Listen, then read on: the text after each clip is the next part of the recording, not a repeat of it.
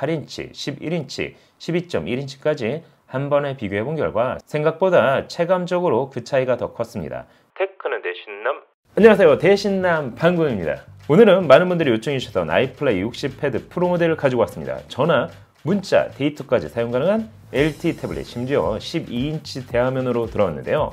한 가지 재밌는 게 차량 내에 사용하기에 적합한 가성비 모델과 카메라부터 램과 스토리지까지 업그레이드된 상위 옵션 모델까지 총 두 가지로 선을 보였습니다. 오늘 대신남에선 바로 이 두 가지 모델을 모두 준비해봤습니다. 과연 가성비 끝판왕이라고 불리는 아이플레이 60패드 프로는 어느 정도일까요? 궁금하시죠? 그럼 지금부터 같이 한번 확인해 보시죠. 테크는 대신남?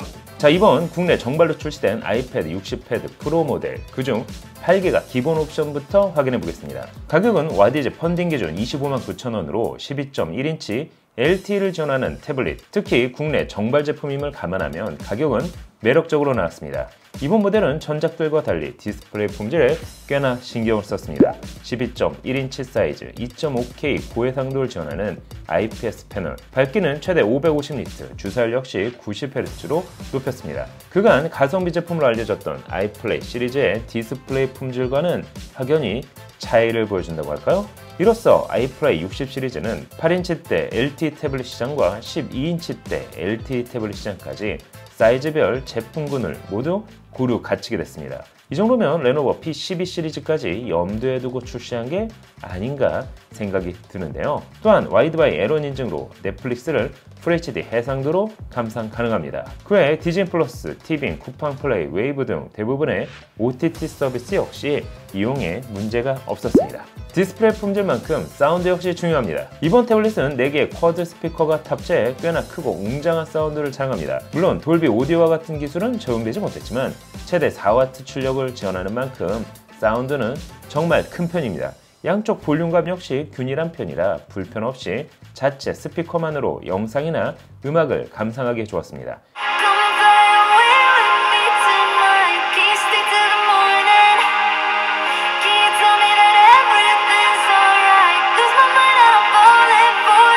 제품 테스트를 하면서 느낀 점은 뭐랄까, 이를 갈고 나왔다는 느낌? 12.1인치 대화면에 포커핀을 사용, 전용 키보드까지 함께 선보였기 때문입니다. 키보드를 보면 알 수 있듯 퀄리티가 나쁘지 않았는데요. 한 가지 재밌는 건 태블릿 본체용 케이스와 키보드 파트가 나눠서 디자인됐다는 사실입니다. 이를 통해 키보드를 사용 안 할 경우에는 일반 케이스처럼 휴대할 수 있습니다. 제가 받은 제품은 프로토타입으로 한글 각인은 없지만 정발은 한글 각인이 된 모델로 출시됩니다. 후면 커버는 이런 식으로 스탠드를 올리거나 내려서 각도를 조절할 수 있습니다. 이게 마그네틱으로 부착하는 방식이었으면 더 좋았을 것 같은데 사면 물리적으로 잡아주는 방식을 적용했습니다. 태블릿 자체에 마그네틱을 넣었다면 냉장고나 철문에 바로 붙여 사용 가능했기 때문이죠. 이 점을 제외하면 키보드는 상당히 마음에 들었습니다. 스탠드의 각도 조절 힌지 역시 튼튼하게 제작돼 600g의 중량을 거치하기에 부족해 보이지 않았기 때문이죠. 거기에 약 1.4mm 정도의 스트로크와 적당한 반발력으로 키감도 괜찮았습니다. 워드와 같은 문서 작업을 하기에 12.1인치 대화면과 키보드 조합은 일부 노트북의 기능을 대신할 만했습니다.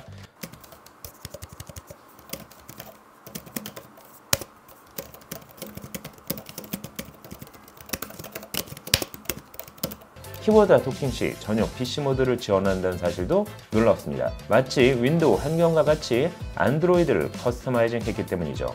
물론 PC 모드와 태블릿 모드는 선택 가능합니다. 추후 발매 예정인 전용 스타일러스 펜까지 사용한다면 필기 및 가벼운 드로잉을 통해 생산적인 업무에 이르기까지 활용도를 높일 수 있겠죠. 또한 아이플레이 60 미니 프로에서 첫 선을 보인 두 손가락을 내리는 것만으로 화면 분할을 할 수 있는 간편 멀티태스킹, 화면 끝을 드래그하는 것만으로 즐겨찾기 어플을 소환할 수 있는 지능형 사이드바 역시 사용 가능합니다. 참고로 전용 키보드 케이스 가격은 49,000원에 출시 예정입니다. 퀄리티를 보면 이해되는 가격이지만 내비게이션 혹은 동영상 머신으로 사용할 거라면 저렴한 젤리 케이스가 오히려 더 합리적인 선택이 될 수 있습니다. 그럼 내비게이션으로는 활용 가능할까요? 일단 전체적인 사이즈부터 확인해봤습니다. 태블릿 탭 사이즈는 가로 278.6mm, 세로 186mm, 두께는 7.4mm, 중량은 실측 기준 약 600g으로 12.1인치 태블릿을 감안하면 슬림하고 가볍게 제작됐습니다. 알뜰통신사 유심과 차량용 태블릿을 사용하면 12.1인치 대화면에 독립적으로 사용 가능한 내비게이션 시스템을 구축할 수 있습니다. 당연히 전화, 문자, 데이터를 사용할 수 있는 만큼 블루투스를 연결, 차량 내 스피커로 통화부터 음악 감상까지 한 번에 해결 가능합니다. 배터리는 무려 1000mAh 대용량 리튬 폴리머 배터리가 탑재됐습니다. 550L의 밝기와 12.1인치의 대화면을 감당하기에 부족해 보이지는 않았는데요. 충전 속도 역시 34W 고속 충전을 지원, 2시간 만에 완충 가능합니다. 259,000원대 이 정도 스펙이라면 차량용 태블릿으로는 이만한 제품을 만나기는 쉽지 않을 것 같습니다. 개인적으로 12.1인치 VoLT를 지원하는 정발 태블릿이라는 점은 무시할 수 없기 때문이죠. 하지만 내비게이션을 활용하기 위해서는 무엇보다 센서 지원이 중요합니다.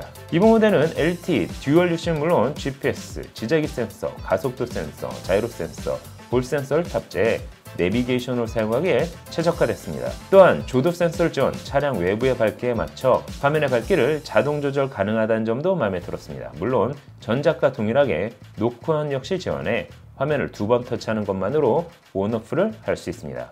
실제 U+ 유심과 KT 유심을 사용해본 결과 별다른 문제 없이 재부팅만으로 전화, 문자, 데이터 모두 사용 가능했습니다. 또한 이어폰 연결 없이도 자체 통화가 가능했습니다. 다만 통화 녹음은 지원되지 않습니다. 잘 들려? 잘 들려? 엄청 크게 들리네. 아, 그래. 똑같은데? 나는? 듣기 싫은 목소리라 그런가? 내비게이션 역시 영상에서 보이는 것처럼 8인치, 11인치, 12.1인치까지 한 번에 비교해본 결과 생각보다 체감적으로 그 차이가 더 컸습니다. 특히 새로운 모델의 경우 아쉬운 대로 카슬라 느낌까지 낼 수 있었기 때문이죠. 그럼 디자인에 대해서 이야기를 해볼까요? 이번 모델은 12.1인치 사이즈로 조금 더 커진 아이플레이 60 미니 프로의 느낌이라고 할까요? 전작과 동일하게 메탈 소재를 사용, 저렴해 보이지 않으면서 모던한 느낌의 디자인을 살렸습니다. 사실 가성비 모델을 사용하면서 중요한 건 부끄럽지 않은 디자인은 필수이기 때문이죠.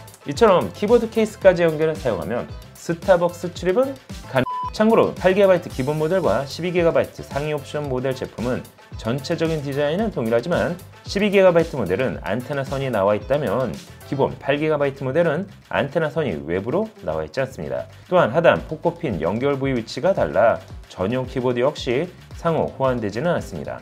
따라서 키보드를 구매한다면 제품의 옵션에 맞게 선택을 하는 것이 중요합니다.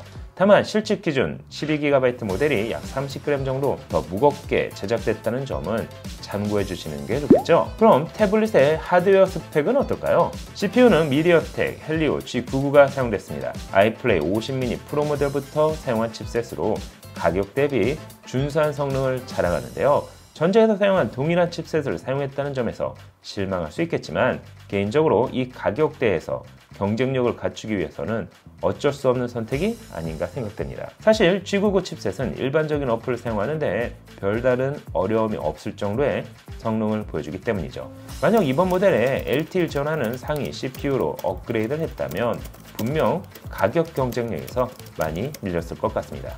애초에 아이플레이 시리즈는 가성비 LTE 태블릿이라 인기가 많았기 때문이죠. 하지만 램과 스토리지는 나눠놨습니다. 기본 모델은 8GB 램에 128GB 스토리지, 상위 모델은 12GB에 256GB 스토리지를 지원합니다. 가격은 기본 모델이 259,000원, 상위 모델은 319,000원으로 6만원 정도 차이를 보입니다.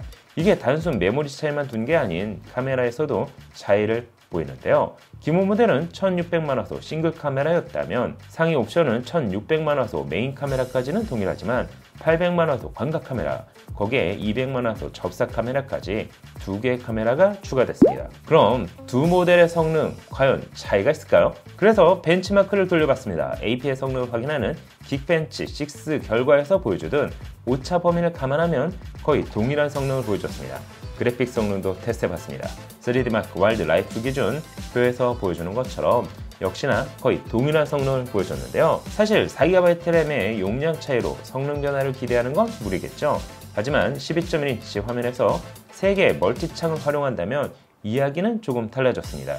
듀얼 멀티 작업까지는 두 제품이 비슷했지만 3개 창을 동시에 열어 작업할 경우 8GB 모델은 작업 속도가 느려졌다면 12GB 상위 모델은 8GB 모델 대비 그 차이가 더 적었기 때문입니다. 물론 2배 더 커진 저장 공간 역시 무시할 수 없겠죠. 따라서 내비게이션 및 동영상 머신으로 사용할 제품을 찾는다면 기본 옵션만 구매해도 충분해 보였습니다. 추가 마이크로 SD 슬롯을 지원하기 때문에 저장 공간 확장도 가능하기 때문이죠. 다만 키보드와 함께 3개 이상의 멀티창을 활용해야 하는 경우, 거기에 카메라 사용이 많아 트리플 카메라가 필요한 사용자라면 6만원을 더 추가해 12GB 모델을 알아보시는 것도 괜찮을 것 같습니다. 한 가지 직구 모델 경우 유심, 인식 불량으로 LTE 사용이 어려운 경우가 간혹 발생합니다. 물론 이런 경우가 많지는 않지만 최근 구독자분께서 동일한 증상으로 문의를 주시기도 했습니다. 다만 직구 모델이라 교환 및 환불이 정상적으로 진행이 됐는지까지는 확인을 못했는데요. 따라서 가성비 제품에서 2만원에서 3만원 정도 차이가 난다면 개인적으로 정발 제품을 구매하는 걸 추천드립니다. 그래야 정신건강에는 이롭. 그럼 대신남 평가를 해볼까요? 이번 아이플레이 60패드 프로 모델은 12.1인치 대하면 국내 정발 LTE 태블릿으로 일부 반쪽짜리 LTE와 달리 전화, 문자, 데이터까지 모두 사용 가능했습니다. 내비로 사용하기에 부족함 없는 센서 지원과 전용 키보드까지 확실히 아이플레이 60패드 프로로 넘어오면서 전작과 다른 퀄리티를 보여줬는데요. 펀딩 가격 기준 259,000원, 기본 옵션만 구매하더라도 충분히 그 가치는 있어 보입니다. 여기에 키보드 케이스까지 구매한다면 일부 노트북 대용으로까지 사용 가능해 보이는데요. 아쉬운 점이라면 아직 PC 모드는 조금 개선이 필요해 보인다는 정도라고 할까요? 여러분이 보시기엔 어떠신가요? 12인치 LTE를 지원하는 정발 태블릿. 오늘 영상은 여기까지. 패션을 땀부터가 가전제품까지 그 선택은 언제나 완벽해.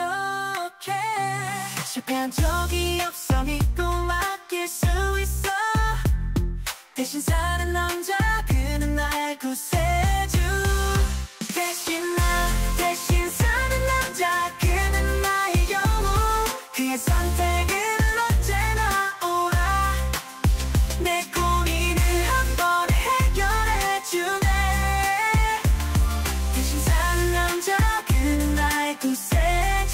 개 허접한 게 단돈 5만원. 말도 안 돼. 저도 안 먹을 것 같은 게 단돈 68,000원. 미쳤군. 가성비가 사망했잖아. 도와줘요. 말방구 가성비. 찾았다. 너에게 딱 맞는 가성비. 말방구 가성비.